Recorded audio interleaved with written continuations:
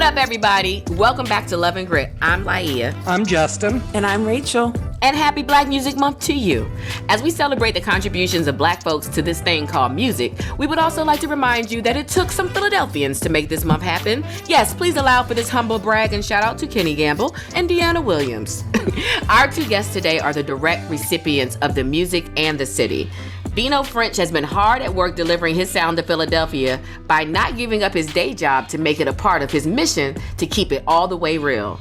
And Brianna Castro finds the time to make hit songs and give back to the youth, because that's what Philly does. But first, a quick game of Philly Faves. Today's topic: in honor of Black Music Month, your favorite Philly music legend. Ooh. Rachel, you go first, as always. Say that like 3 times fast.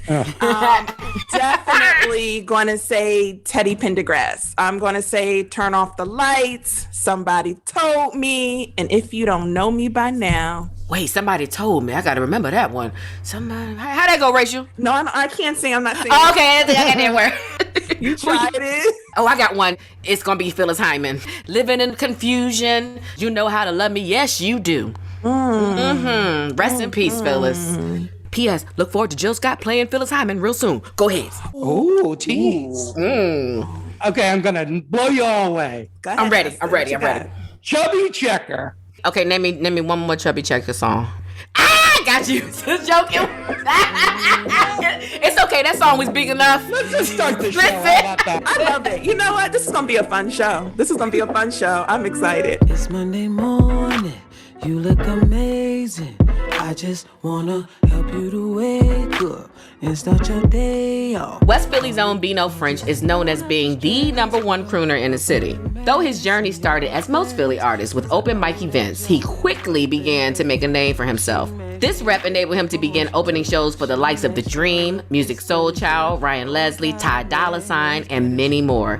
It also led him to becoming one of the most popular artists in the city. However, his strategy of combining his talent with his day job at UPS is the perfect combination of love and grit that has him appealing to the masses. Also, you're part of the Love and Grit live concert series. Yeah, I typically don't get nervous at shows. That's where I feel like the most at home. But because I hadn't sing live in over a year, it was nerve-wracking. Like, I didn't know how I was going to feel. I didn't know how I was going to sound. Because singing live and singing in the studio is 2 different worlds. But once you got on stage and got comfortable, it's like riding a bike. It's something you never forget how to do. Once I got relaxed, I kind of got in the zone. So it was cool. It's like I had a great time. What made you decide that this was the show to like come back? Why was this the moment? One, because I just wrapped up a new project. So it's kind of really time to start getting back in motion with live performances, getting back in front of people. And I took COVID extremely serious. One, because I had it in the very beginning. Once I got through it. And we're so happy you're better. Blessings. Thank you. So once I got through it, I was like extremely strict with me, my friends, my family. I was blessed with family members that when I was sick, my mom or my dad or my grandma would pop by on my porch and drop food off and stuff like that. So just getting back out there, it felt like it was time to start coming out of the shell. I called my band and they were with it. So we had a good show. So tell us how you got started. Where did you grow up in Philly? How did your music career get shaped? Grew up in West Philadelphia. You know, you got to do West Philadelphia. Born and raised. Came up in West Philadelphia. I come from a very musical family, from my grandfather, my grandmother, my sisters, my mom. My father's a musician. My father is a guitar player. So what age did you start really singing and realizing your abilities? The first time I tried to sing, I was like around 12. I was like a late bloomer when it came to singing. I wasn't like the other singers that say they came out the womb singing. I was in front of the church at 3-4 years old. Wasn't me at all. The other thing with those singers are their voices change. Exactly. And not always for the better. So, yeah, I started singing around 12, 13 years old. And the first time I sang in front of people was at a school talent show. My mom, she was the push because she was huge on you're singing on the choir, because my mom wasn't one of those moms that would say, oh, my baby, he just sound good. Nah, she didn't play that. You a little flat, baby. All that. So she was like, if you're going to sing you're going to really sing. I'm not going to let you embarrass yourself. So I'm going to put you in the choir. And that was probably like one of the best decisions she's ever done for me because it strengthened my voice, to help me find my voice. And it got me where I'm at today. And I feel really, really good about it. You remember what song you did in the talent show? Yep, it was Drew Hill's Beauty. I was obsessed with Drew Hill. That's a good one right there. That's a real good one. I was obsessed with Drew Hill. The original first song I wanted to sing, my mother said, no, it was Sleeping in My Bed. That's a classic, Mom. That's fresh. You being too fresh, too soon. Okay? Too much. Exactly. Teen too much. When did Beano French come into effect? Because I'm like, who is Beano French? What is this name about? Because that wasn't who you were when you was singing in the choir. So Like, you didn't have to say all that. I'm sorry. It was my thing because I'm like, Beano has been a staple singer, of course, in Philadelphia's music scene for the last, I ain't gonna say the years because he still look like a baby. So, but that question, I feel like I never knew the answer to. Who the hell is Beano French? Beano French is, first of all, French is my real last name. So Okay. Beano is a nickname that was given to me by my big cousins. And the name evolved because I was BJ at first, Barton Jr., which I was named after my father. My cousins, I forget how Beans or Beano, because at first it was Beans. And then There's already one. yeah, it was Beans. And then my cousin like Beano, my cousin Chaz, he adds O to everything. My parents had a shore house. We go to the shore every year. And we met some girls on the boardwalk and I called myself Beano and they liked it. And it stuck. Yeah, liked it. They was like, Beano, that's so cute. Oh my God. You so- Can you give me me an ice cream cone? And Or a pizza and soda? and then he started to sing. You was making up your own songs about summer? That's how we had the summer theme song. Nah. My junior year in high school is when I really started trying to get into singing. Like my mom and my dad started putting me in talent shows and stuff like that. I do want to talk about what Live Nation Urban has started with BlackStream Live and what that means for artists, to artists. And I wanted to just get your take on hearing about this new launch of BlackStream Live. What type of opportunity is that to you for other artists and, you know, owning their music and just really celebrating Black artists? Yeah, just coming up in music, and my mother and my father, they would always try to give me as much knowledge as they possibly could. So hearing how BlackStream Live is now putting Black music in the forefront, because you've heard and seen so many stories of Black artists that had these hit songs that were taken and then turned into pop songs, and then we didn't even know about half of these people.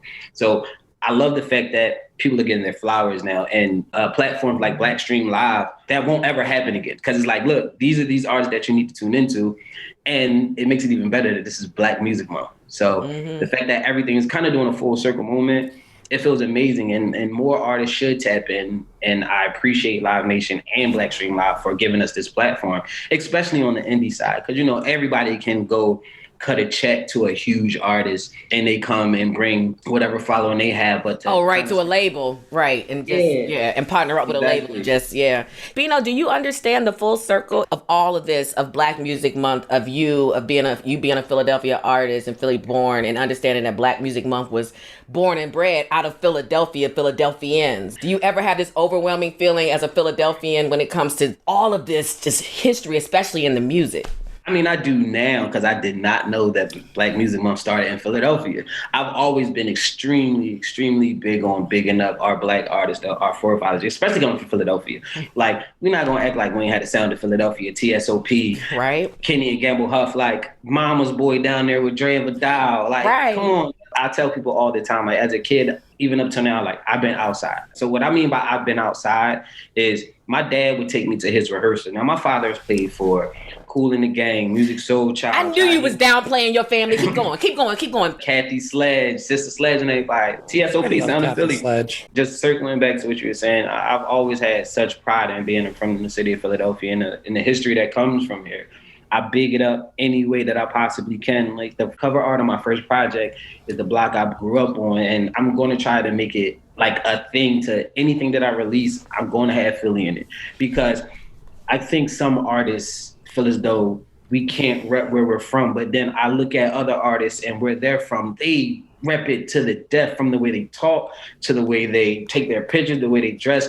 And it's something I've even made an emphasis on when I record music. So producers and engineers would usually tell me, like, don't say it like this. So as of late, I'm like, I'm saying it like this because this is how we say it here. Because I'm from Philly, right? Because I'm from Philly. So I'm going to say John. I'm going to say water. I'm going to say water ice. I'm doing whatever I can. This is how I talk where I'm from. And I want people to grasp that when they look at me as an artist. Yo, I literally am laughing because I was recording something the other day, a commercial, and the lady said, can you say water? She said, are you from Philly? It's a very real thing. Yes, I love that. And I love the fact that you hear Laia's voice, like bunny trail for a second. I love that we hear Laia's voice everywhere, whether it's like Yes. Theraflu. Look, Theraflu. Laia sounds so knowledgeable, like, I don't know nothing. Well, Laia recommended it. I'm going to take this cold medicine. Wait. Speaking of that, I want to know why Beano isn't doing UPS commercials yet. Because or singing a jingle for him, like, because hey. the way that you have incorporated. Go ahead, speak on it. It's so crazy because literally 2 weeks before COVID hit. They asked you to record something for them? Yes. I was in the office and my boss, my guy, Mark, that's my guy over there. Shout out to Mark. Mark, he just retired. He said, yo, so I played your song for this lady in the office and they're doing something. They want to fly you somewhere and everything like that.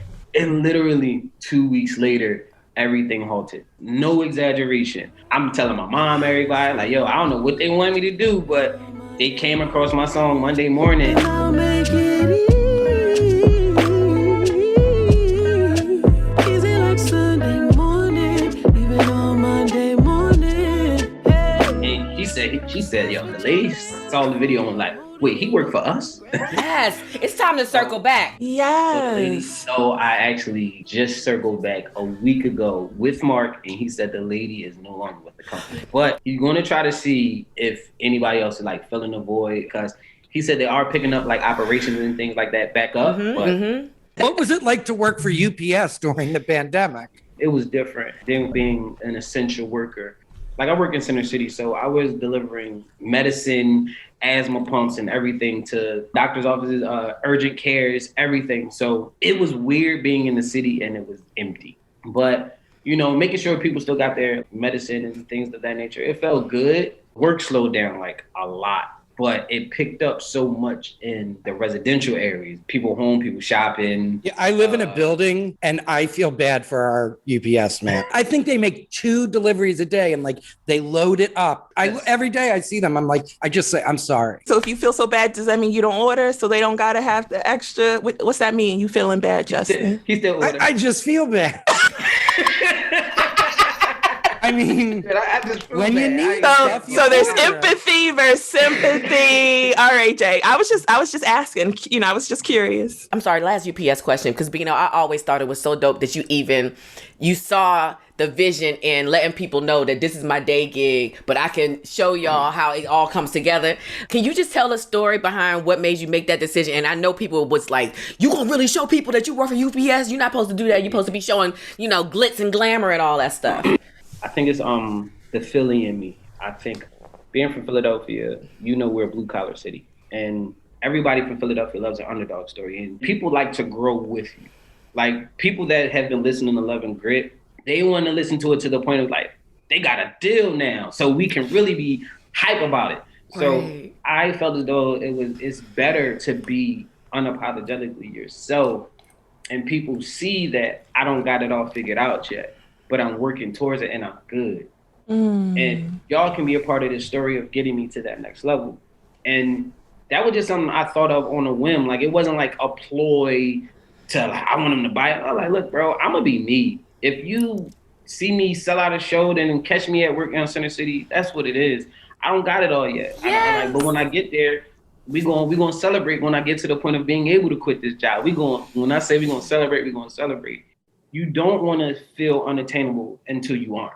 Yes. we also live in a day and age where people are waiting to expose you for something. Cancel culture is awful. Exactly. Like, what do you want to? You can't expose me if I'm already showing you that. And you're living authentically. My family is like that. It hasn't ever been a facade with us. Anything we work for that may look luxurious or look like we rich, bro, we work our butts off for it. And I kind of probably got it from my dad. My dad has toured the world and he's come back and worked for the school district.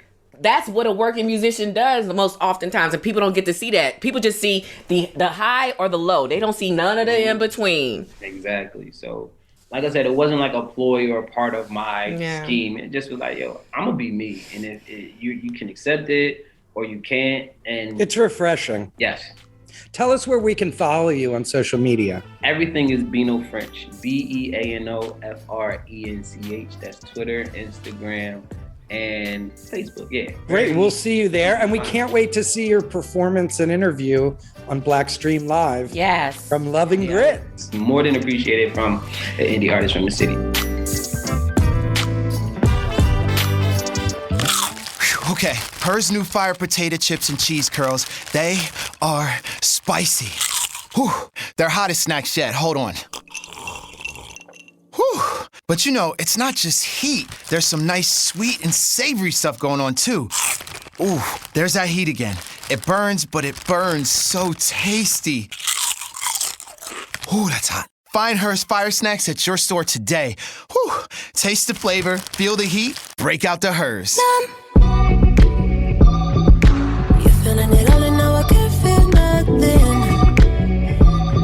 Brianna Cash has become the next generation of North Philly artists making moves. On the heels of Jill Scott, another North Philly girl, Brianna brings her love for church singing and creative writing together to form this powerful performer we see today. When she joined forces with Philly powerhouse and legacy Pop Wanzel, magic happened in the form of the music and her record deal with Interscope. And while Brianna is off making hit songs like Pre-COVID's Numb, she also continues her community outreach work with her organization, Youth of the Culture. What keeps you going around the clock with all these things? Black coffee about like 8 times a day, and and passion and ambition, I'd say, and just that I'm pretty focused on my goals and all the things that I want to accomplish. So that's kind of gets me through it. And my manager too, I'm always like, if I'm not like doing it actively, I'm probably like crying on the phone with him about it. And then we're like, get the crying session out of the way. And I'm like, cool, I could do this. On to the next thing. What's a typical Brianna Cash day? Okay, so currently I work full time. So I work Talk about it. week. I mean, I know it's a little taboo for people that are signed, is like, you know, they live the whole facade and the whole thing on Instagram. So I am signed, and Interscope is a great label, but until I'm able to put more music out, I'm working full time, because why not? I mean, I'm currently Brianna Castro, but I've always been Brianna Cash, and for a reason, I've always been about my money. So that's first and foremost. Second, I'm very passionate about music. So until we figure out how to make that, you know, the full time thing, is just keep grinding until you can't no more, you know. Tell us a little bit about the fact that you're signed with Interscope, but you're working with a lot of Philly folks, like your Philly team. Tell us a little bit about that and who you're working with and what that's like. We love that you're representing Philly. That's exciting. Oh, thank you. I just feel like it makes sense. Stick with the people you come up with. So, you know, my manager been managing me since I was a janitor at Penn. What? Me and my best friend B-Rock did this mixtape on GarageBand, and it was all acoustic, and we put it out, and it kind of did a little thing locally. And then somebody at Penn had recognized me, and they were like, I had this guy, Brandon Pankey, he's into music. Maybe he can help you. And I was like, all right. And then I met him at my home studio. From there, we just been together. So yeah, that's my manager. And, you know, of course, he grew into being really one of my best friends. We're so excited that you're part of the Love and Grit concert series. BlackStream Live on Twitch is amazing. Tell us what it was like. It was a lot of fun. Really love the platform and what it stands for BlackStream Live. It was my first time playing at the Met, so that was definitely dope and a moment I'm gonna cherish. As far as what Live Nation Urban and this new endeavor as it relates to BlackStream Live, where you are showcasing not only up and coming artists, but also Philadelphia's music scene, in addition to Black and Latino artists. What does that mean for you as a woman of color? The fact that you have this platform and they're really focused on highlighting diverse artists. I would just say, what a time to be alive. Like, that's amazing. Honestly, it's crazy because like we make the culture, right? Black and brown people, we create this culture, hip hop, R&B, all this, right? We're responsible for all of it.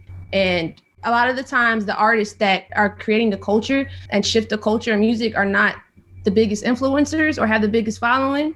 It's a really important thing that they're doing, supporting artists that are up and coming and giving them the platform, because it's almost like not available until you don't need it anymore. It's like, you know, we spend our whole entire careers trying to crack the code, like, okay, what's going to make it go viral? What's going to make this go up? How are we going to become successful?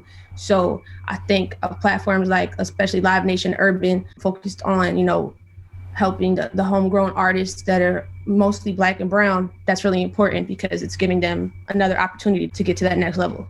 We are celebrating Black Music Month.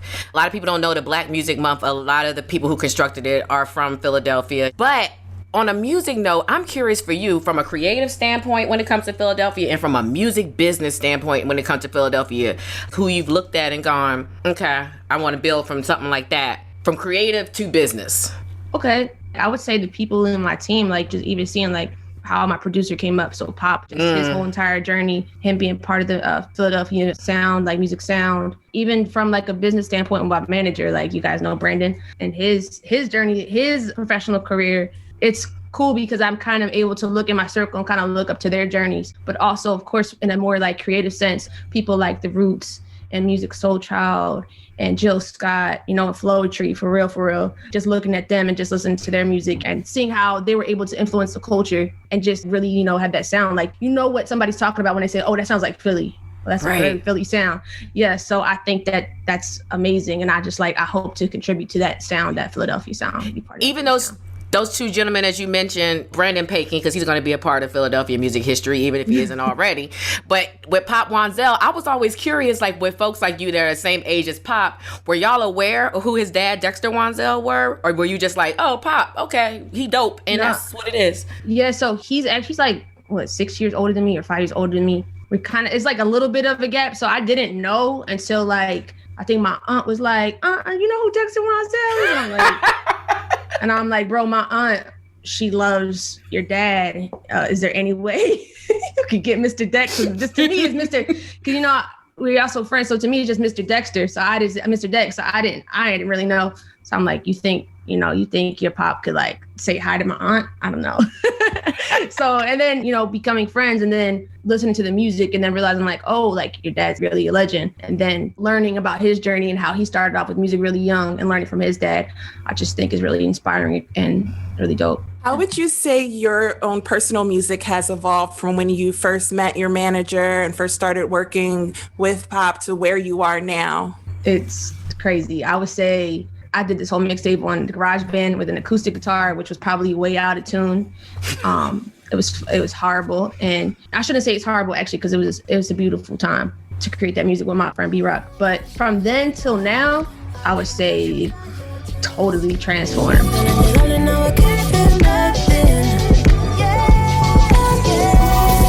I mean, it's definitely still R&B, but it's just a little bit more hip hop influence, I say, and it definitely sounds like, I don't even want to say I would say it sounds like Philly, but I mean, that's what I've been told. They say it sounds like Philly, and they being the people that have heard it. So, I mean, I think it's evolved more into that Philly sound that I'm trying to accomplish.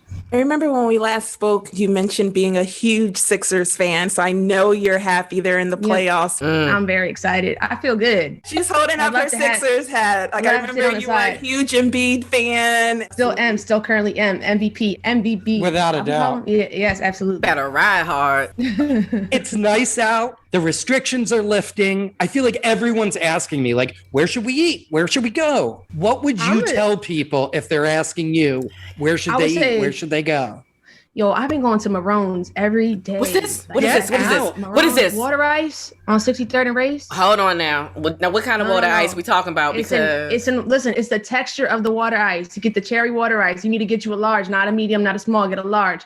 The texture is so smooth. You would think there's some kind of like cream in there, but it's not. The texture is so crazy. I'm so crazy. When it comes to texture of water ice, it's important. The one thing that people keep saying they miss the most is live music. So you must be so excited to be able to give that to people.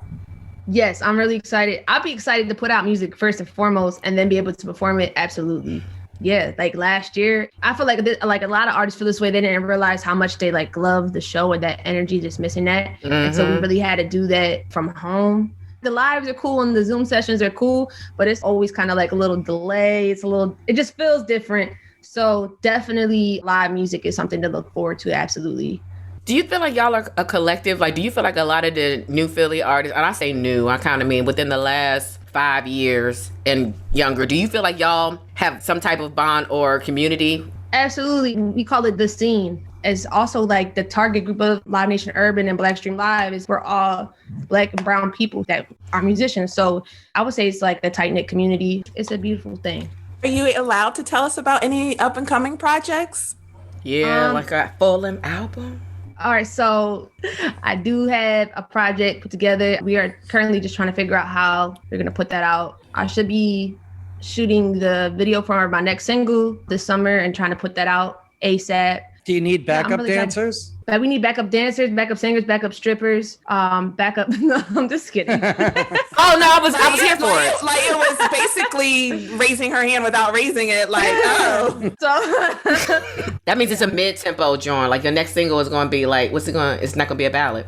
No, it's not. So do you always work with the same stylist? I'm going to go to the questions I like. I mean, no, have you seen her? No, her publicity shots are amazing. Like you look gorgeous. Thank you so much. So for the most part, I would say, I guess so. Yeah, because we only did like one photo shoot, to be completely honest, and then one video. So like, I guess kind of you could say that, but for the most part, I'm doing it myself. And I like to go as natural as possible so I don't look like too far off from the photo. So I was watching the Pink documentary and she does her own hair for concerts. It's like her alone time. Pink and cornrow. Look at Philly. Philly's so talented. It's a good documentary, by the way. Definitely important to pop. Oh, what we didn't ask Brianna about was her organization, though. Okay, cool. So Youth of the Culture.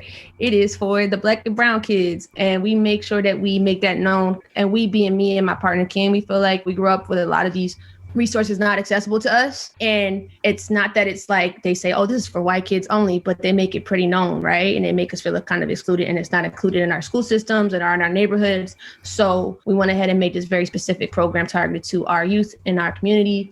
And what we have done in the past, since 2018, we provide a free summer camp with free educational sessions and free food.